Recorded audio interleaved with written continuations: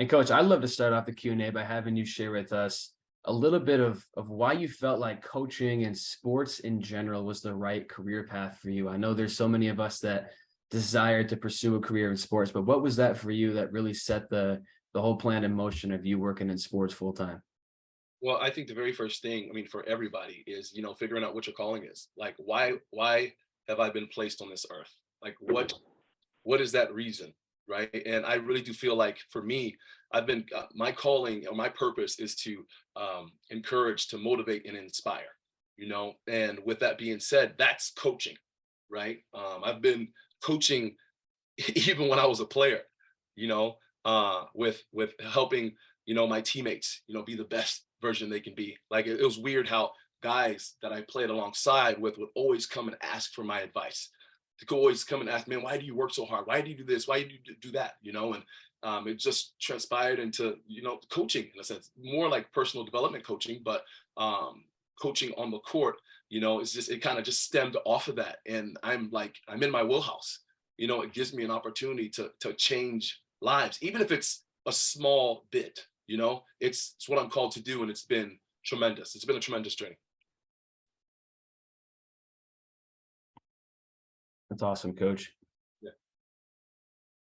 If you guys have questions, feel free to ask Coach about career, about faith. I also have some questions in case you guys are a little shy to share, but feel free to share any questions you guys have for Coach. How do you manage your time between family and the NBA?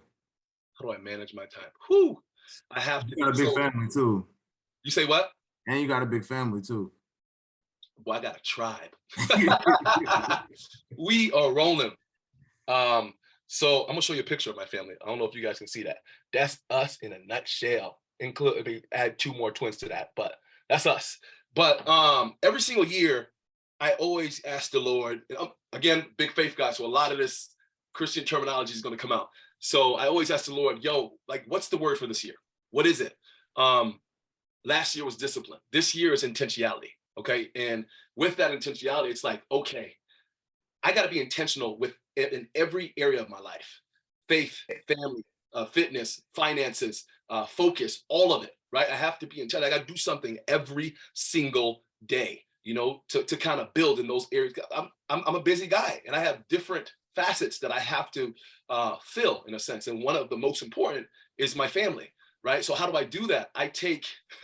I'm intentional with, okay, I have 7 kids. So for example, one day I took all 5 of the kiddos on a separate date in within, I think it was a good 4 hours. I would literally come get Esther, take her out to Sam's Club, and we'll go have a Sunday, eat it, drive back home, pick up the next child, go to Sam's Club, do the same thing. And then with my son, take him to the gym, shoot some baskets, but having that intentional, even if it's 30 minutes, to fill their cup individually, I think is one thing that has helped me to kind of stay afloat as a father, and then also as a husband, being intentional with, okay, I'm turning off my phone, I'm putting a computer away, and I'm just going to be here with you, baby. Right? Let's Netflix and chill. Right? She needs to feel that she's important, in my life. And because of that, by God's grace, I've been able to continue on as the world's best father in this home. So. I wanted to ask another family question. So since you mentioned moving around to so many different places, how does that impact the community that you can have from a family perspective, that that friends of your wife and your children when you're in so many different locations? Oh my goodness, it's funny that you brought that up, because my wife and I were just talking about it the other night, about how, man, we've been having to up and move all the time, and what came about that conversation was, man, we made community wherever we went. Like, even if it was just us, we were intentional with spending time with each other. Every time we went to a different country, we were intentional with Googling, okay, Christian-based church, right? And then actually finding that church and implementing ourselves in that church and being a part of that church, because out of that stems community in a sense. But we didn't really base our community off of the outside, right? Because we moved like crazy, so we had to really dial in with putting in roots at home. A community is where your heart's at, and our heart is at home, so being intentional with raising our kids and giving them the power to speak up, to speak their mind, and to do things that they would like to do in within borders or whatnot. But home community has been home for a while. And as the kiddos are getting older, it's like it's great that we built that foundation once they were younger, because they're starting to feel it more often. So hopefully I answered that question for you. I know it's all over the place. Hey, Coach. I have a question about church and stuff, and how church goes on, especially within the NBA, because the NBA is like all season long. You play Sunday through Saturday, especially. But how do you manage to have time for church, or even ways to celebrate God, especially like if you can't go to church, or like what are some of the ways that you can like still have church, or how do you do church when there's like a game day or a practice time? Man, that was one of the biggest shockers for me, because I'm a big faith guy. I'm a big church guy. I gotta get filled. Whenever you have an iPhone, right, and your iPhone is depleted of battery, what do? You plug it into a source, right? You plug it into that source, which gives you the battery to kind of fill up. The same thing is with God. Whenever you feel depleted, whenever you feel down and out, like in order to get filled up, you got to plug yourself to the source. You have to have that connection with God, and connection with God doesn't necessarily mean being in a church. No, man, it's being intentional with spending time with God. Like my commute to work every single day is 26 minutes. And within that 26 minutes, I am intentional with, okay, first 10 minutes of my ride, I'm playing worship music, and I'm praying. Funny story is, one day I was so into it that I was going a bit fast, and I got stopped by a police officer on the highway, and he told me I was going 80 in a 55. Ridiculous. I was just so in the spirit that I wasn't realizing what I was doing or whatnot, but he stopped me and whatnot. But it was cool. It all happened. But anyways, I was intentional with that 10 minutes of worshiping God, and then also 10 minutes after that, I'm listening to the word. I got the Bible app on my phone, so I'm listening to the word of God as well, just being filled and plugging into that source, like I mentioned before. But when I first got into the NBA with the Indiana Pacers, I noticed like there is no time to go to church. Like your training camp, your preseason, then your regular season, and your practice every single day. And then it just, a lot of things stem off of that. So you have to be intentional with figuring out, okay, what can I do to get filled, right? And then sometimes you do have opportunities to go to church, but it's like, you're also tired. Like you finally get this time to yourself. What are you gonna do, right? But one thing the NBA does so well is with 60 on the clock every single game, they have chapel, which is fantastic. So with 60 on the clock, all the, I don't want to say believers, but anybody that wants to be to attend, we all go into this room, and we have a chaplain that comes in, and he shares God's word about 15 to 20 minutes, and then we all go about our day. And that's NBA church for you in a sense.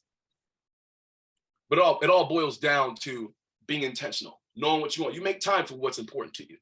So if it's your faith, then you got to do what you got to do, man. If it's that 10 minutes of worshiping God, then that 10 minutes of listening to God's word, that's cool. You're getting filled. And it's what it's all about, being filled. Thank you, Coach. Yeah, absolutely. Excellent question. Hi, my name's Tiara. My question is, what would you tell your younger self? Like if you could talk to your younger self about your journey and where you are now, like what were some advice you give or tips or anything? So a little bit about, okay, it's worry not, right? In the Bible, in Proverbs 3, 5, and 6, it says, trust in the Lord with all your heart, lean not to your own understanding, in all your ways acknowledge me, and I will direct your path. It said, I will direct your paths if you acknowledge me and if you do not worry, right? Growing up, my goal was to get to the NBA. Like that's what it is. I'm gonna do it, boom, bang, bing. That's it, right? So my entire career is like, okay, let's work hard. I was a workhorse. I was always in the gym. Coaches had to pry me off of the gym because I had my goal, getting to the NBA. So with that being said, I went years upon years. I got a cup of tea with the Pelicans. It was training camp, but that was it, and I continued to believe and continue to go on. I knew that the Lord was calling me to the NBA. And then that last season with in Russia, You know, it's like part of the reason why it was so hard for me to say bye is because I haven't made it to the NBA yet. God, man, why now? But I don't know if you guys know, there's a meme out there with it's Jesus with a huge plush teddy bear behind his back, and then in front of him is this little girl with a little scraggly teddy bear, eyes poked out, and different things like that. And Jesus is like, "Please give it to me. I have something so much better for you. Please just trust me." And the little girl's like, "This is all I know. This is my life. No, I don't want to give it to you, God." Right? That was how I felt whenever God told me to stop. Right? I was so worried. Like, I have a big family. How am I going to provide and different things like that? But then I was like, "Okay, God, here's my teddy bear." And the teddy bears kind of significant. The teddy bears, the symbolism was that was like the NBA for me, right? So I said, "Okay, God, here you go. I don't care if I didn't make it to the NBA or whatnot, but look where God led me. He led me right to the NBA, and not out of my power. No, it's because I was obedient to what He wanted me to do, and because of that, I got to where I am right now. So with my younger self, I would encourage my younger self to continue to trust in God. Don't worry about anything. You're not going to make it in your own strength. You just got to trust in God. Apologies, baby girl just came into my office. Yes, you may. Make sure you get your snowsuit on, please. Okay? Love you. Story of my life right there. So I hope I answered your question. No, most definitely. Hey, Coach, really appreciate you taking the time. I just wanted to ask, so as a player development coach, like what is your kind of day-to-day during the season look like? Day to day looks like you wake up in the morning, you get to the facility, coaches meeting straight off board. And you have a practice time or whatnot. And with practice time, you always have about an hour and a half before practice when you start PD work. And PD work is basically you have the guys that you're assigned to, and you have sort of a program that you created to put your player through. You know, you have different goals and different things that you have kind of significant or whatnot, the things that how you want that player to grow. So you put together a program to implement that growth into their lives on the court. And as you do that, you're there, you have PD time on the court's about 20 minutes. And then the next session comes in. 20 minutes, then the next session comes in. After that, we go into the film room. If we had a game before, we're watching game film as a team. And then after that, we go straight into practice.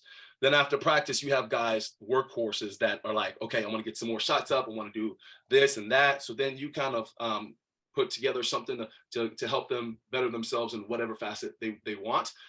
They want ball handling, shooting, whatever they want. You know, you just put them through different routines and programs or whatnot.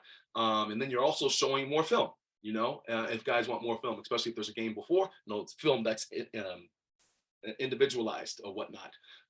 And then after that, guys go home. Then you have some time to go through film yourself and then grow yourself, going over the offense, going over the defense, different terminology. You know, it's just constant growth. Full days. Thank you. Yeah. Absolutely. I have a question about film, especially with how the NBA does film. Like, how do you manage to do all the film? Like, say you're going to play the Celtics on like a Monday, and then you have the Magic on like a Tuesday or something, and like that. How do you decide to do like those film studies with the two different opponents, like back to back? So the NBA does a fantastic job with different teams. They do a great job with building sort of a film team. You know, and our film team or video coordinators I think we have about 2, and then video coordinator assistants about 3 or 4. And it's their job to kind of watch film, watch other games, scout, and do coding of the games, right, whatever plays they do. This player did that, this player did that. And they kind of get in the rhythm, and they do it throughout the year. And then that's where the games get to us player development coaches or the assistant coaches, front of the bench coaches. And when we get that, then we're sort of doing our scouting, individualized. Each assistant coach has their game or their teams that they do the personal scout for. And if it's your game, then you're the one that's doing the scouting for the team and different things in that regard. But as assistant coaches and PD coaches, you're not necessarily going out and watching games and cutting the film and different things like that. You have a team of individuals that actually do that. They work so hard, my goodness. And usually, if you talk to like Sam Presti, for instance. Sam Presti has been the president of basketball operations for the Oklahoma City Thunder for so long. It's maybe 15 years. And if you ask him, man, how did you get into that spot? You know, when I was trying to get into the NBA, I got some wise advice, and that advice is just get your foot in the door. And it may not be what you want to do in that moment, but get your foot in the door. And once you get your foot in the door, like your gifts will make room for you. And your gifts will, like in the Bible, it says your gifts will make room for you and place you in front of great people, right? And if people see your gifts, it's like, okay, here's Joe, and he has a great personality. He's a hard worker. Let's put him in PD. You know, it's crazy how you get into the league. But Sam Presti started as a video coordinator assistant, and now he is the president of basketball operations for the Oklahoma City Thunder. You know. But all of that story, just to encourage you, like it doesn't matter what role or how you get there some way and somehow, and stay encouraged and work your tail off. Thank you, Coach. Yeah, absolutely. I have two Coach, I questions. have a quick question for you. You kind of mentioned it a little bit in that last question, but myself, I'm a sophomore at the University of Missouri, and someone who would like to work in sports at the professional level. What would you recommend are good ways to get your foot in the door, like you just said, and ways to maybe out of college set yourself up for future in professional sports? First and foremost is don't worry about it, right? Second, this league is all about relationships. My goodness, it's ridiculous. Like a part of being in the NBA is who you know and being at the right place at the right time, you know, and that stems off of who you know, like what relationships have you cultivated? Like if there's events like, and I hate the word networking because I feel like it's so cliche. Like I'm a big like relationship guy. Like build relationships with people, authentic relationships, meaning no, don't just say how are you or send them a Christmas card. No, how are you? How are you doing? How can I serve you? I've sent you this Christmas card because I'm thinking about you, or you know, not it's more than just networking. Build relationships with people, authentic relationships with people, truly love people, treat people the way that you would like to be treated, and people smell that off of you. And when they smell it off of you, and they get a chance to experience your work ethic, like sky's the limit, you know. So that relationship piece, I think, is huge. Awesome, thank you, Coach. Absolutely. So 2 questions. What's the day-to-day like out of season? And then when you said you only get 20 minutes of PD time before practice, how intentional, and I guess what's that look like per player? It varies. It varies. Like if you have a Anthony Edwards, Anthony is far above like a lot of guys. So there's fine-tuned things that he needs to work on, right? And we have, I think, Chris Hines, our one of our player development coaches, assistant coaches, is Chris Hines, and he takes care of all that. You know, just small things as far as like even the jab step. You know, creating movement before you actually do what you want to do, right? Just small fine-tuned things. And then you may have a guy that doesn't really shoot the ball well, right? So you're intentional with, okay, reps upon reps. Repetition is your best teacher, right? So shooting the same way every single time and just nailing that on the head or whatnot. And you just got to you have to be prepared, because if you're not prepared, then they smell a lack of confidence on you, right? And if they smell that lack of confidence, then you lost them. Right? You just got to be bold and brave and knowing, okay, this is what I want to do. This is why I want to do it with you, and just move forward, right? You got to have the why, because these guys are very smart and gifted individuals, right? They've been in the space that they're in for a while, right? With how they can perform or whatnot. Answer to off season is cool, you know. It's not really off season because you still have guys in market that want to, you know, train every single day, those workhorses. You have guys that go out to their different homes or whatnot, like Jaden McDaniels going off to wherever he goes, and then you have Naj Reid that goes wherever he goes, and Nate Knight goes wherever he goes, and Coach Finch, fantastic individual. If you get to work with an amazing head coach, like the sky's the limit. Coach Finch is he's all about staff development, you know, and if you want to do something, he's like, okay, go ahead, let's see how you do it, you know, and it's just fantastic. But he will sort of place PD coaches with different guys, right? Like Kevin Hansen went off to one of the states with Cat.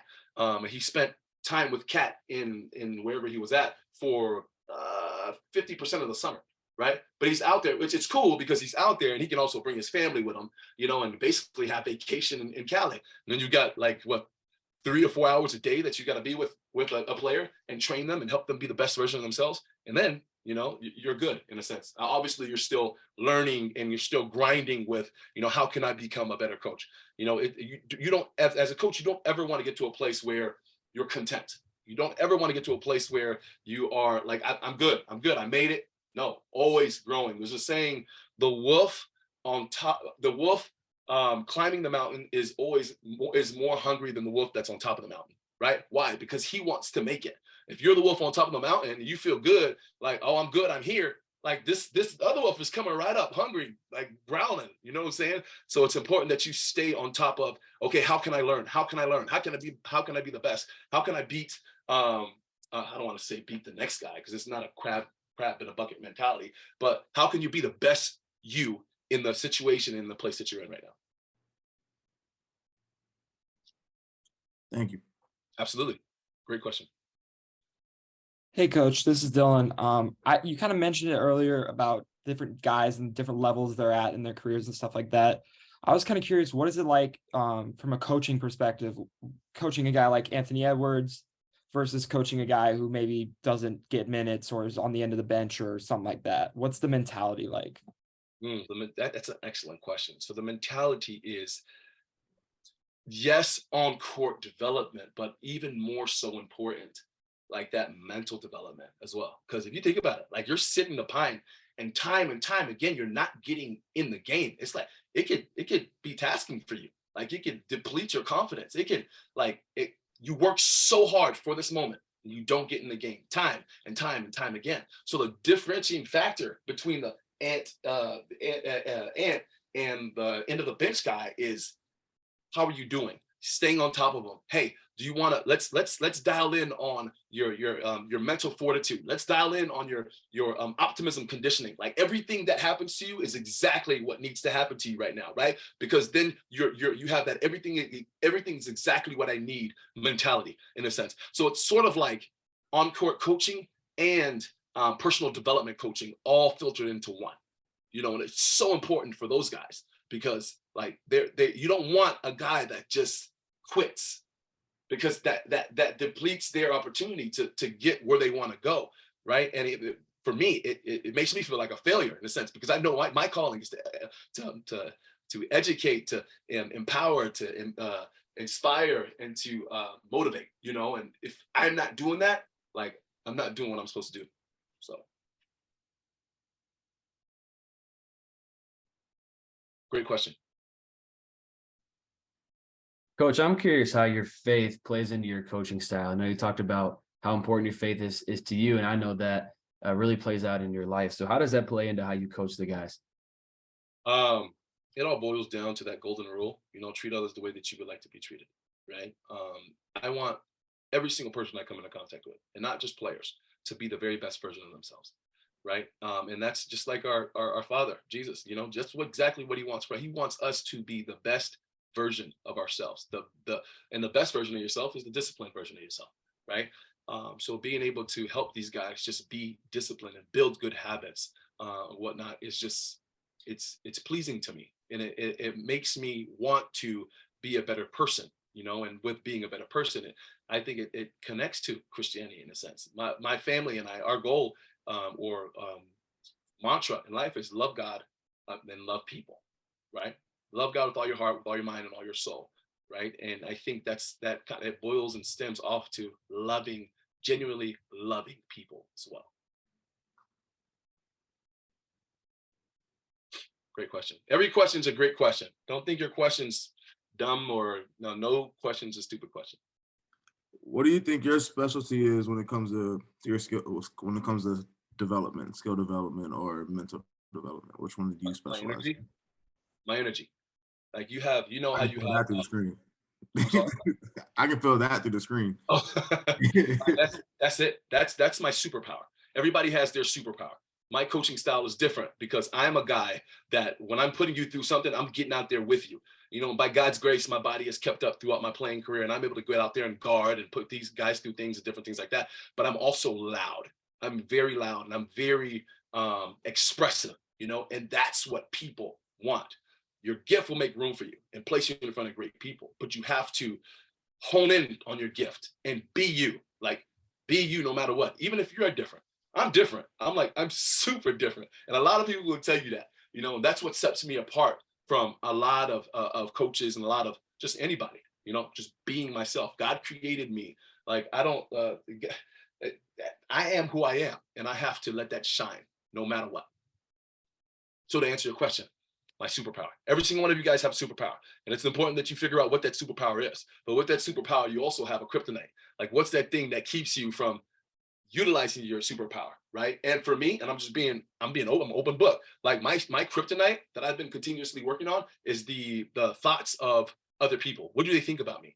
You know, what are they saying about me? Different things like that. And it's like, once I get to that mode, it's like, I cannot be myself. I start to get in a little shell, right? But once I got to a point, it was like, man, forget that. I don't care what people think. I do not care. I've been placed on this earth to make people be a better them, right? And how is that going to happen? It's by me authentically being me, right? So that whole trying to figure out what people think and reading of other people, that goes out the window. And once I sense it creeping in, it's like, heck no, get out, you know? So it's important that you figure out what your superpower is. Figure out what that is, but also, even more important, what is that kryptonite?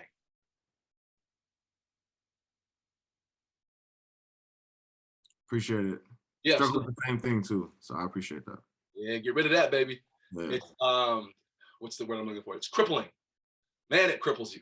It cripples you. And you know, the number one part of change, the first part of change is actually realizing that there needs to be change and then verbally saying it. And you just did. So now go ahead, change your life.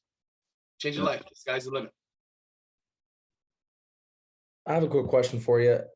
Coming off of the All-Star break, as a personal development coach, what are some things that you do during this week to prepare you for the second half of the season, yourself and as a team, just some of your day-to-day things that you've been doing?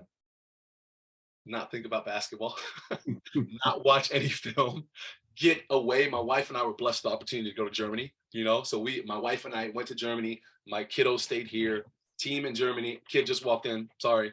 What's up, baby? Did you see I saw No, you can't go to Ed and Ivy's. Okay, love you. Daddy's on the call. Love you. Bye. See you soon. Get completely away from what you're doing in the first half. Completely. Like not touching the basketball, not watching film, not doing anything. And the way that I did that is I went to Germany. I did touch a basketball because there was an event out there that the team I played for, Bremerhaven, they were having an all-star event. So I was able to go out there and play a little bit and spend some one-on-one time with my sweetheart. So, and then starting tomorrow, that's when everything starts. You slowly but surely getting. We had a practice today, like an optional practice. We had about 3 guys come in and get work in. So putting guys through that work, getting a little bit of film done tonight, you know, and just prepping for tomorrow. And then it's like, let's go. Like this second half of the season is so critical for us. Thank you, Coach. Yeah, absolutely. Excellent question. Hey, Coach. So I had a question about just kind of like we were talking about building relationships. I'd imagine kind of just in the NBA or just in sport in general, there's a lot of different, you know, bouncing around from place to place and you're meeting people constantly. I'm wondering kind of what you do to kind of maintain those connections once you've left a place, but you're still kind of in communication with those people that you've built like an authentic, real relationship with, but you know, you're busy, you have the NBA schedule, you have practice, you have film, all that different stuff. I'm just kind of wondering how you manage those types of things. So people remember what you do for them, but even more importantly, they remember how you make them feel, right? So my agenda, I shouldn't say agenda, but my whole thing, it all boils down to my energy. Like when I see somebody that I know, Like, I'm like, yo, what's up? How you doing? How's the family? You know, just speaking into their lives and different things like that, right? It's not in a fake way, because it's who I am. You know what I'm saying? I genuinely love people. I want to know how you're doing, like what's going on in your life. So when I see those individuals, it's not shying away and not wanting to say hi, or not filling them in with my life and different things like that. No, I'm all in with these relationships that I've built, and taking time to go say hello, taking time to serve them in a sense. Like, how can I serve you? You know, a lot. The NBA is sort of like it's like a club in a sense. Everybody helps everybody. Well, you got some people that not like that, but people need advice on this player and that player. What are their thoughts on this player? So being able to just sort of be an open book in that regard, without sharing things that don't need to be shared. But yeah.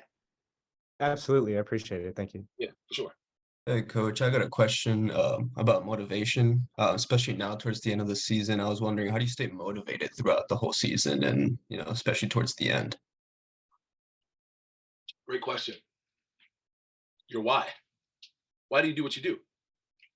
If you figure out what that is, that thing that makes you keep going, like, you'll keep going, right? For me, it's my family, right? I have a huge family. I got to provide for my family. Also, my calling. Like, I've been placed on this earth to help people succeed, to help them be the best version of themselves. And I know I sound like a broken record, but that's what I do. Like, this is not even work for me, because I enjoy waking up to go change a life. I'm going to change a life, and it gives me, like, right now I have chills, but it gives me like that let me get out of bed. Okay, watch out, world. Let's go. You know what I'm saying? But that keeps me motivated, because I know my why. This is why Moses Ehambe does what he does. And it's to change lives. It's to help guys like all these guys in the NBA. You guys, like the end of the bench guys, different things like that. They want to make it. They want that multi-million-dollar contract, right? They have dreams as well. A lot of people think that these NBA guys, like, they have everything on par and everything's good and great. Heck no. They are people. They are people that have downfalls. They have things that they're working on and different things like that. And if I can be that catalyst to help them just rise to the top, it's like, okay, let's go. Let's do it. So just figuring out your why. Why do you guys want a job in the NBA? Why do you want to do what you do? Figure that out, and the sky's the limit. Thank you. Absolutely. Hey, Coach, how you doing? I'm Cody Tabron. As a development coach, when it comes to working out with a specific player, do you base it off of what they want to work on specifically, or do you base it off of how they play within the team system? A little bit of both. A little bit of both. So, and I see it as rearing a child, disciplining a child. If you hold on to a bar of soap, a wet bar of soap in your hand, if you hold it loosely, what happens to it? It falls off. It slips out. If you hold it too firm, like very tight, what happens to it? Slips out. But if you hold it firmly but loosely, what happens to it? It stays on course. It stays in your hand. So I see that's how my wife and I raise our children. Like, we give them freedom. We give them opportunity to say what they need to say, right? But at the same time, we have our boundaries and different things like that. But same with the players. I'm not calling these players my kids, but it's the same thing. Like, these guys are grown men. Like, they have some things that they want to work on, So giving them an open voice to be able to do that. Can you guys still see me? My computer is going kind of haywire here. Good, still good? Okay, cool. Yeah. But yes, we give them an opportunity to, like, sometimes I'll have my agenda, what we want to get, but it's like, okay, one of my players, Nikhil, Alexander Walker, say, yo, Nikhil, what do you want to do today? What do you want to do? All right, let's do it. And you knock it in the park, out of the park. And then within that, it's like, okay, now I see that you want to get to the step back and all that kind of jazz, but as a Timberwolf, we preach threes or to the bucket. We want to get rid of all that, the mid-range jump shots, because it's a low percentage shot, right? So if I see, okay, Nikhil's going, boom, sidestep, shot, it's like, okay, let's fine tune that. Let's get into the paint and work on that sidestep, and different things like that. So there's just some things that you gotta, and that's sort of that firm but loose sort of handle on that bar. So Thank you. yeah, absolutely. It's important, like to that question, it's important that you don't feel like you're higher than them in a sense. And they're not higher than you either. It's like even. Like it's like a mano relationship. You're not, just because you're the coach doesn't mean you gotta, no, you go do this. No, that's then you lost your player. He's not gonna listen to you, he's not gonna trust you. He's gonna be like, okay, I want another coach to be my player development coach. So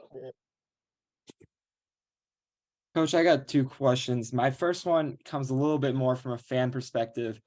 The All-Star game and what has happened with it over the past, few years or whatever. As a former player and like someone in the industry, like, do you ever see the All-Star game transitioning away from what it is now, or seeing the lack of defense or whatever it may be as a concept going away or anything? absolutely. A great question. I'm not too fond of the All-Star game because it's just like you're just out there and lollygagging and different things like that. At the end of the game, that's when they sort of get going.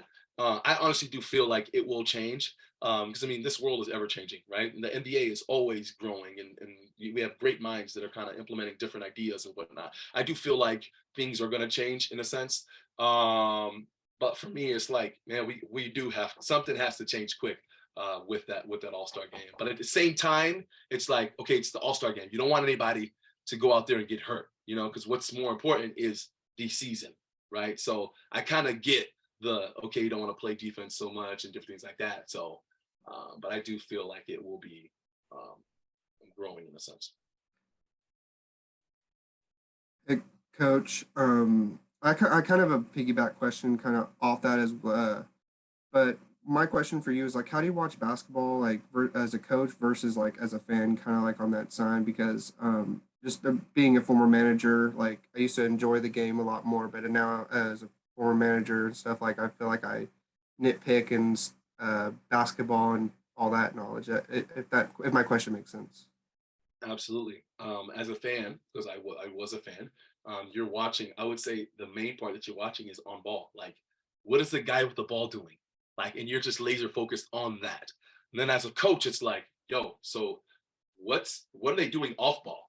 Like, what is movement looking like? Like, what's the spacing look like? Like, what is the ball movement looking like? What is like body language? Like the different terminology that we have and defensive tactics that we have, are they actually doing it? It's how do the Pacers play? How do the Boston Celtics operate their offense? It's just, as a coach, it's just, so you're, all that to say, you're thinking exactly the way that you should. But at the same time, you have to enjoy it. You got to enjoy the game. You got to be able to enjoy rewatching games that you just sat there and watched live, in a sense. Hopefully that answers the question.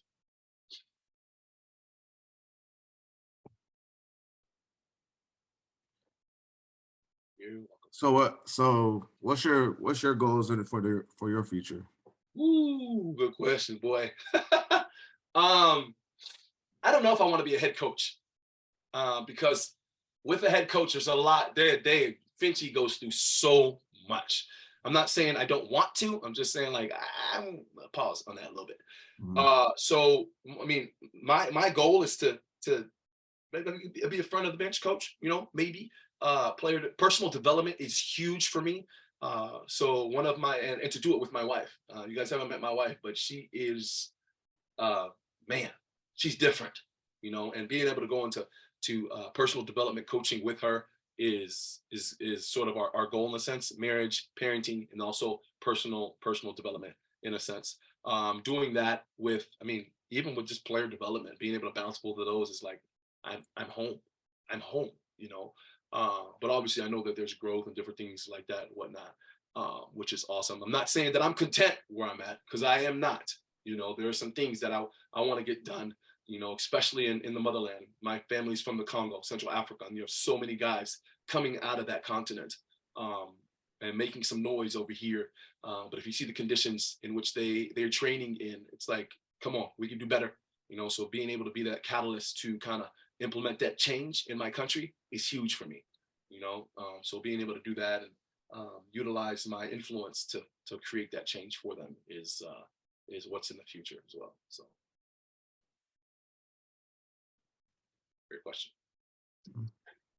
Coach, how have you grown your knowledge of the game to reach the pinnacle of basketball that you're at now? I feel like a lot of young people have concerns that they don't know enough, or I don't know if I can coach an NBA player. How did you get to the point where you felt like confident in what you knew about the game? I was at that point. I was at that point a year before going in with the Pacers. I got asked to be on the coaching staff, and I was like, I was just coaching. So I like to say coaching milk money to millionaires, because literally 4 months before I got my job, well, not 4 months, a year in like 4 months, I was coaching 7th and 8th grade basketball. You know what I'm saying? And then I'm in the NBA coaching millionaires in a sense. But basketball is basketball. You know what I'm saying? And especially if you're passionate about it and you're passionate about growth in a player, like, it is what it is. They sense it off of you. And once I went through my time with the Pacers and got more comfortable with systems, I think system and processes are so very important, right? And within whatever organization that you go to, and being able to learn it and then impart it into players is what it's all about. Thanks, Coach. Absolutely. Great question. Hey, Coach. So I had a question actually about just a kind of a situation that came up earlier this season. So like, for example, I was at a Timberwolves Pistons game earlier this year on New Year's. And one of the things I've always wondered about is like, how do you approach helping the players continue to strive to be better versions of themselves when they go through an experience and emotions are running really high? Like, if they get upset or, they feel like they didn't have a great performance or whatever the situation is, as a coach, how do you approach, like helping them, but not overstepping in that kind of way? TJ McConnell. TJ McConnell was one of my athletes with the Indiana Pacers. And one thing about TJ, he wouldn't mind me talking about this because he's like open book, is he would always just get in his own way. Like a bad call, he's like, oh, just like ridiculous. But that's who he is in a sense. But a simple thing as like what I would used to do, I would have my basketball Spalding notebook that I carry on the bench. I would draw a circle and I would write reset in that circle, right? So whenever he has a spill like that, I would open my book and he comes to the bench, I'll open it and he has to press that button. And when he presses that button, he knows, okay, all right, let's go. I get it. Reset. Forget about what just happened.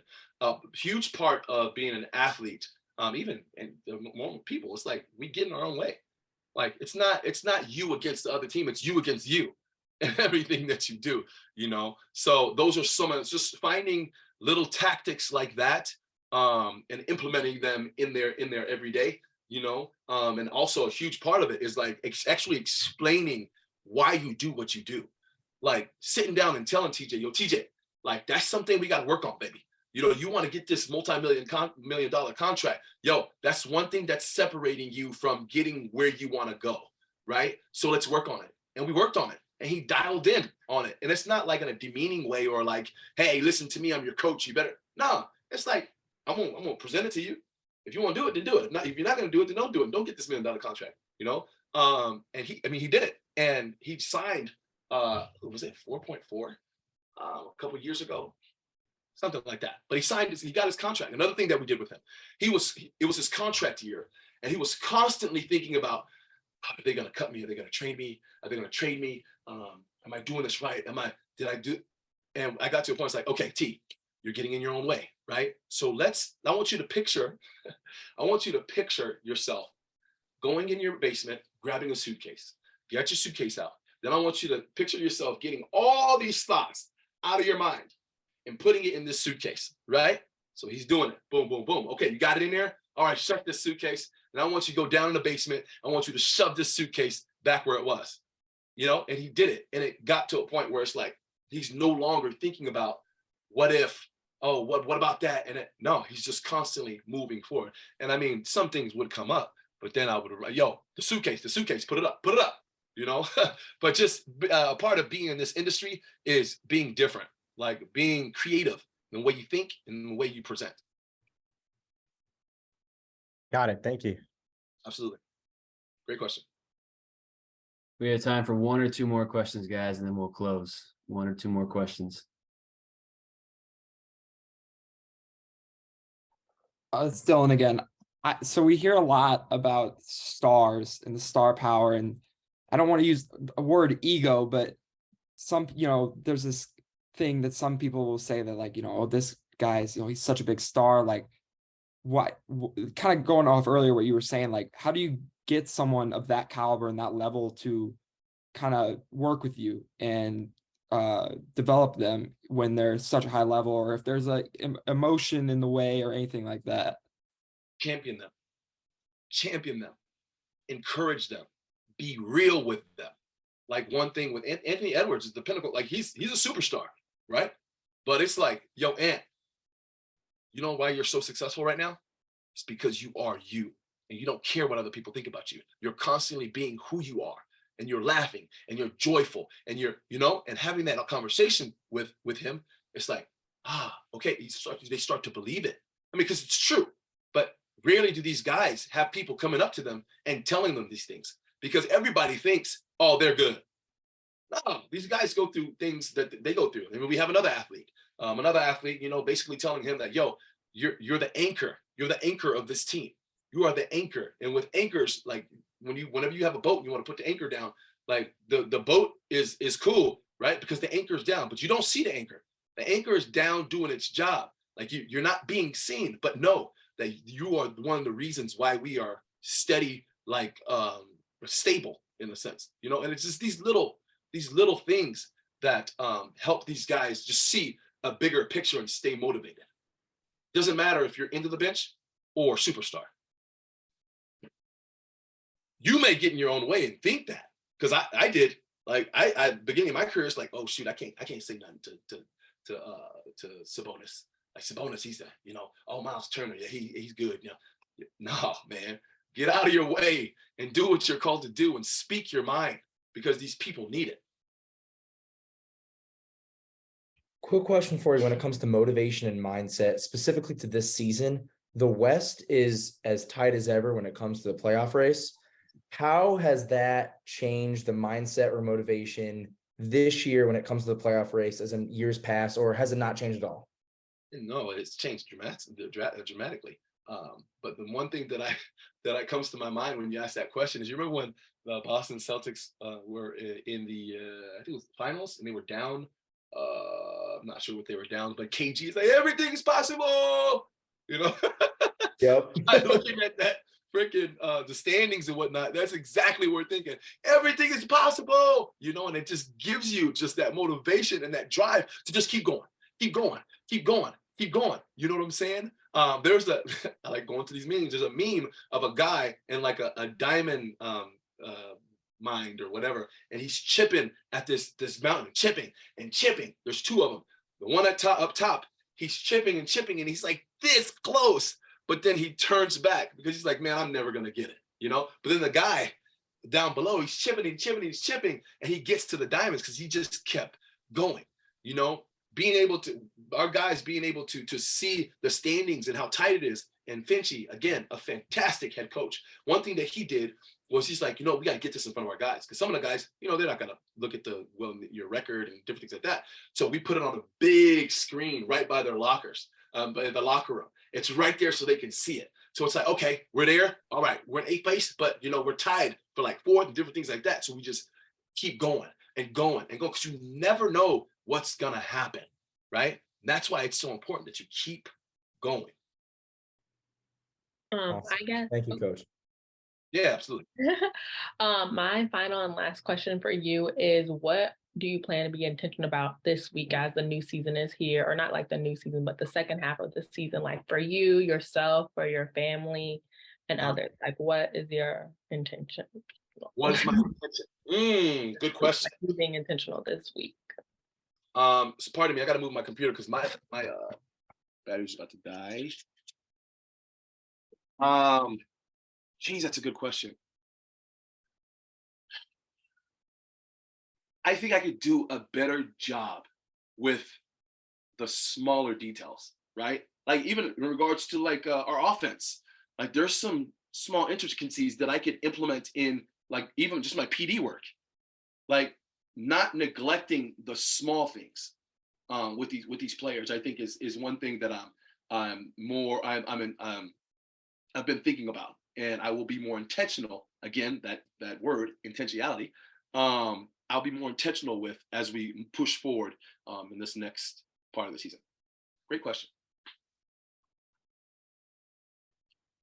All right, guys. Well, I first and foremost want to thank Coach for spending some time with us tonight and being willing to pass along those incredible nuggets of wisdom to all of us. Coach, we're grateful and we're wishing you well as you continue the season on Friday. Absolutely. Thank you so much, guys. Of course. You, Coach. God bless Thank you all. very much for your time, Coach. Also, feel free. I'm on all the social media platforms. Reach out if you ever have a question. If you have, I'm here to serve. You know, I didn't get to this point to just be like, okay, I'm good, forget everybody else. No, my job is to help you guys as well get to where you want to go, right? So if I can help in any way, shape, or form, let me know. I know, Devontae, you have my number.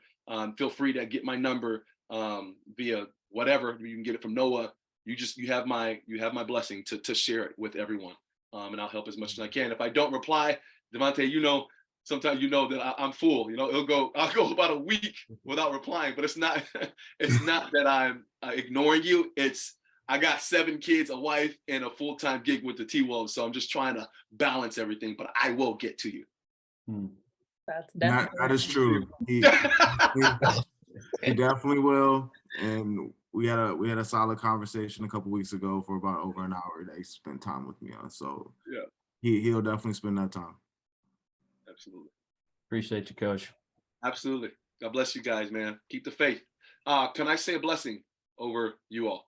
Yeah, of course. Cool. Dear Heavenly Father, we love you so much, and we thank you for being who you are and doing what you do. God, I thank you for what you have done for me in my career, in guiding me and mending me and molding me into who I am now. God, I pray a blessing over every single one of these guys and gals on this call. Lord, you're the one that placed their dream and their aspiration and the desire in their hearts, Father. And you also said that you will give us the desires of our heart. I pray that every single one of them may get the desire that they have in their heart, my God. I thank you that every single thing that their hands may touch may turn golden in Jesus' name. I thank you that everywhere that they step foot, Lord, that they'll have possession over that land. God, give them boldness, give them might, give them strength and confidence to do what you've called them to do, which is serve and change this world. In Jesus' name, amen.